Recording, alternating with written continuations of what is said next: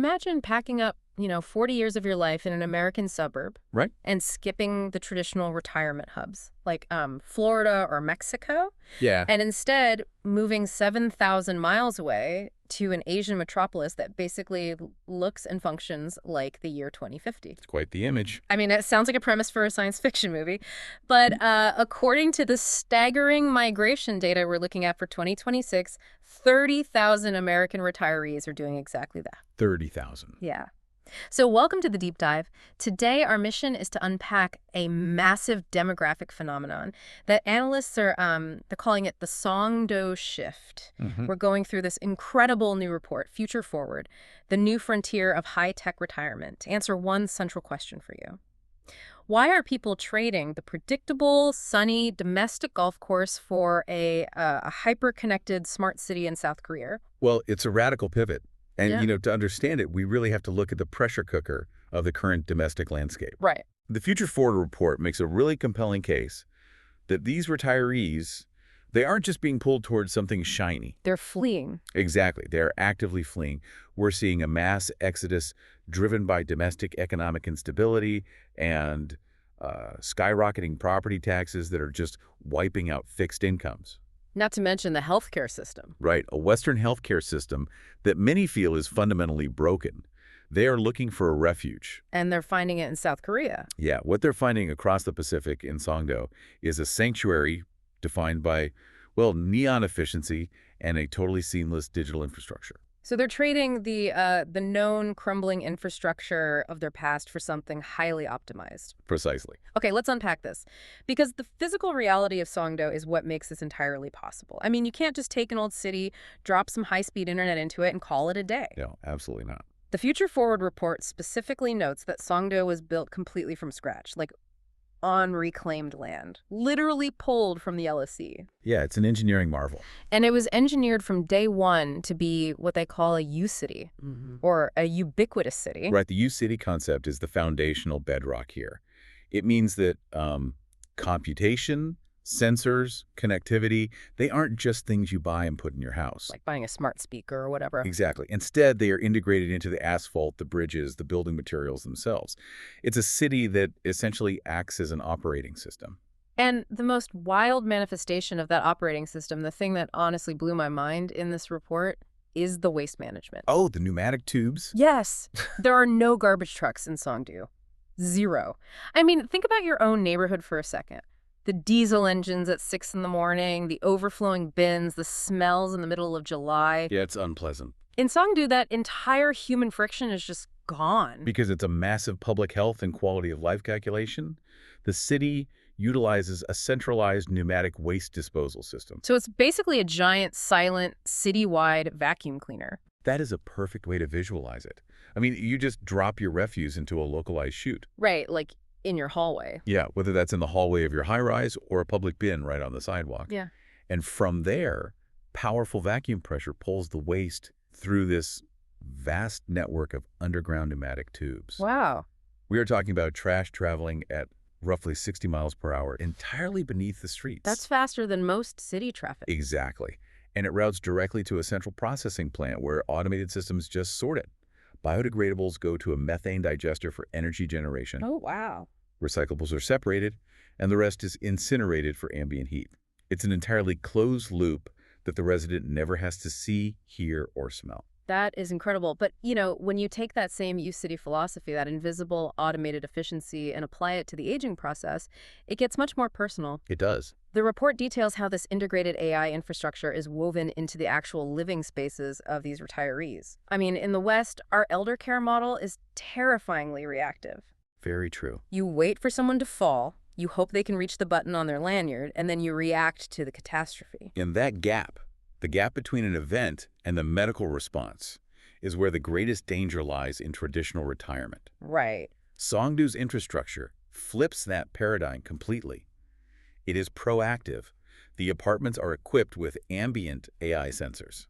Well, let me stop you there, because the word sensors in an apartment immediately makes me think of cameras. Sure. Does a hyper-connected, AI-driven city feel invasive? I'm trying to picture a retiree who spent 40 years in a quiet American suburb with a big lawn, Suddenly, they're living inside a giant computer that is watching them. That sounds a bit sterile or even creepy. A lot of people have that initial hesitation, but the report details how these are specifically non-optical sensors. Okay, so no cameras. Right, to preserve dignity and privacy. Think of it like a smart thermostat, but instead of just reading the room's temperature, it's reading the rhythm of your footsteps. They use a combination of floor pressure sensors, LiDAR, and thermal imaging. These systems establish a baseline of your normal daily patterns. They learn your standard walking gait and your routine. So if I normally walk to the kitchen at a certain pace, the house knows that. Precisely. There's this fascinating case study in the Future Forward report about an 80-year-old former architect who relocated there. Yeah, I saw that. Over a period of 3 weeks, the ambient sensors detected a 14% decrease in his walking speed and a slight favoring of his left leg. And this was long before he consciously registered the pain. That's wild. The AI flagged a potential joint issue, proactively alerted his designated medical proxy, and scheduled a telehealth consultation. Wow. It's an invisible safety net that catches you before you actually fall. That completely reframes the idea of being watched. It's not surveillance, it's invisible support. Exactly. And I imagine that invisible support lifts a massive psychological weight. When you think about the physical load of maintaining a suburban home, cleaning gutters, repairing the roof, the constant driving. It's exhausting. Yeah, having that burden evaporate must be a huge relief. Especially since Songdo is hitting major carbon neutral milestones by 2026. The technology isn't a barrage of flashing screens, it's just a quiet, clean environment. Right, and we've talked about how the apartment acts as an invisible nurse. But the moment you step outside, the city's physical geography takes over that preventative care. Walkability in Songdo is arguably its most transformative feature for an aging population. Totally. Think about what happens in a typical American suburb the moment you lose your driver's license. You're stuck. You instantly lose your independence. You are trapped.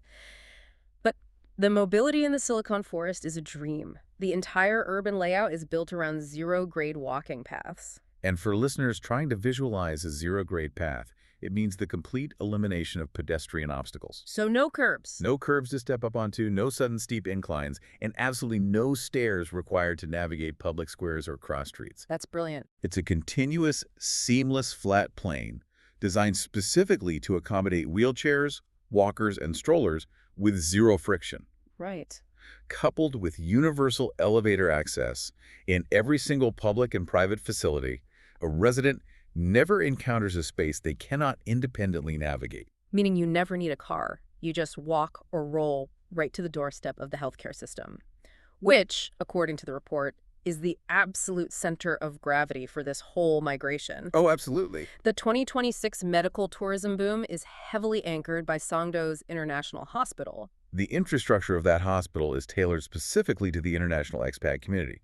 I mean, South Korea recognized that world-class medicine is useless if the patient cannot understand the doctor. Right, the language barrier. Exactly. So they've established specific medical residency tracks requiring absolute fluency in English. That removes the terrifying barrier of navigating complex medical jargon in a second language. Which is huge. It is. Furthermore, they lean heavily into the AI-assisted diagnostic tools we mentioned earlier, creating this continuous loop of data from the home sensors directly to the clinicians. The level of care is obviously stellar, but I was looking at the financial breakdowns in the report, and the economics of this care are staggering. We are talking about a fraction of the cost. It is the primary catalyst for the migration. Really? Yes. Why bankrupt yourself in the United States for care that is arguably less integrated? Comprehensive geriatric care in Songdo, including these high-tech preventative AI screenings and continuous monitoring, it costs significantly less out of pocket. Yeah, there's that quote in the report from a retired teacher from Ohio. Right. She notes her monthly out-of-pocket medical and pharmaceutical costs dropped from $1,200 a month in the U.S. to just $85 in Songdo. It's an incredible difference. Retirees are preserving their nest eggs while receiving technologically superior treatment. That is a life-changing money. And, the city doesn't just treat you when you're sick. It actively engineers your physical health into your daily routine. Yes, the green spaces. Exactly. Nearly 40% of Songdo is dedicated to green spaces. But they aren't just pretty parks with trees. The report calls them smart parks. The way I read it, these parks act like an invisible, community-wide personal trainer. The environmental design is highly intentional. The public benches and walking trails are actually integrated with the residents' wearable health devices. So you go for an afternoon stroll, and the environment itself is interacting with you. It Mm. tracks your progress, perhaps subtly suggests a slightly longer route if your vitals are strong that day, and it even connects you with walking groups nearby. It engineers social engagement and physical health into the very geography of the city. It creates a holistic ecosystem. Yeah. If we connect this to the bigger picture, physical health is entirely intertwined with environmental design, which in turn is supported by profound financial stability. However, identifying the perfect destination and actually executing an international relocation are two very different things. Oh, for sure. The logistics of moving across the globe are usually where these expatriate dreams hit a brick wall. That is exactly what I was thinking. I understand the appeal of the tech and the medical savings, but like looking at the report, I was completely baffled by the bureaucracy. It can be daunting. Right. How does someone, especially a retiree on a fixed income, navigate South Korean immigration law? Dealing with visas and international taxes sounds like a nightmare that would make most people just settle for a condo in Florida. It would be a nightmare. Yeah. Except South Korea recognized this demographic shift as a massive economic opportunity. Oh, so they wanted this. Definitely. They are facing their own demographic crisis with an aging population and a low birth rate. They need stable, high-net-worth capital to balance their local economy. Makes sense. So they didn't just invite these retirees. They essentially legislated the Songdo shift into existence. Wow. Back in 2025, the government introduced highly streamlined legal pathways, starting with the F1D workation visa. I saw that in the report, but I mean, the workation visa sounds like it was meant for tech bros, not grandmothers. Right. Initially, it was designed for high-earning remote workers, but the government quickly expanded the parameters to include individuals with significant, verifiable pension or retirement incomes. Oh, clever. It served as the perfect gateway. It allowed retirees to establish a long-term foothold without a complex sponsorship. And from there, the government implemented a smooth transition pipeline into F5 permanent residency tracks. Nice. These custom-designed visas specifically target Western retirees who bring outside capital, offering them a highly accelerated red carpet bureaucratic process. And because of the exchange rates and the local economy, when they bring that Western capital, it stretches incredibly far. I mean, I was reading the cost of living index in the Future Forward report, and my Wow. jaw actually dropped. It's surprising, isn't it? Truly. To maintain a top-tier luxury lifestyle in Songdo in 2026, living in a pristine high-rise, eating out at incredible restaurants constantly, utilizing premium healthcare and smart spas, Yeah. it's a full 30% cheaper than living in major American coastal cities like New York or San Francisco. 30%. It's substantial. You are effectively giving yourself a massive raise just by getting on an airplane. It is the ultimate geographic arbitrage. These individuals are buying a mid-21st century lifestyle at late 20th century prices. The economic leverage is undeniable. But, okay, let me play devil's advocate here, because this is the biggest pushback I hear whenever people discuss retiring abroad. Sure. The cost might be significantly lower, the AI might catch your falls, and the parks might be beautiful. But what about the human element? I mean the distance. Yeah, what about the profound threat of homesickness? You are literally halfway across the world from your family, your kids, your grandkids. Doesn't that high-tech efficiency suddenly feel incredibly cold when you're missing your granddaughter's birthday party in Chicago? It's a very valid point. Isolation is the most critical challenge of any expatriate retirement. But Songdo treats isolation as an engineering problem that can be solved with infrastructure. How so? We aren't talking about the spotty, freezing video calls on tiny laptop screens that we're used to in the States. The entire city of Songdo runs on a fully integrated, ultra-high-speed 6G network. Okay. What 6G enables, practically speaking, is seamless, high-definition holographic communication. Here's where it gets really interesting. Holograms. I mean, that feels like pure sci-fi, but the report says this is an everyday reality. How does that actually work without everyone wearing bulky virtual reality headsets? It utilizes phased array laser emitters built directly into the architecture of the luxury apartment. Wait, built right into the rooms. Exactly. The bandwidth required for zero-latency, life-size volumetric video is immense, but the 6G network handles it effortlessly. So you call your family back home, you aren't looking at a flat, pixelated screen. The system projects a high-definition, three-dimensional representation of your family members right into your living room. So they're sitting on your couch, visually speaking. Yes. And because there's zero lag, you can maintain actual eye contact and read micro-expressions. That is wild. The psychology of this is fascinating. Human brains are highly attuned to spatial presence. This volumetric communication fundamentally tricks the brain into feeling like you are sharing the same physical space. It actively mitigates the psychological isolation of distance. That is just mind-blowing. So the 6G holograms bridge the gap back to America, keeping you connected to your past. But what about your present? Right, local community. Yeah, you still need to walk out your front door and have a cup of coffee with a real human being. How do you integrate into a completely foreign culture at 70 years old? The relocation infrastructure handles that as well. The specialized international moving services do much more than just ship your furniture. What do they do? They act as cultural liaisons. Upon arrival, they plug new residents directly into established expat community circles, hobby groups, and social clubs. Oh, that's smart. Beyond that, the urban design itself beautifully facilitates cultural integration. The luxury high-rises feature all the familiar Western-style amenities, state-of-the-art gyms, familiar coffee chains, English language libraries. But the report points out that these Western bubbles are situated right next to traditional Korean community markets. That geographic proximity is vital. You aren't living in an isolated walled garden. You have the comfort of the familiar to retreat to, but the vibrant daily life of a completely different culture is just steps from your front door. So you can have your standard American breakfast in your high-rise and then take a zero-grade walking path down to a bustling Korean market to buy fresh, local produce. Exactly. It forces you to engage with the world. It keeps the mind active. The cognitive benefits of that dual environment are immense.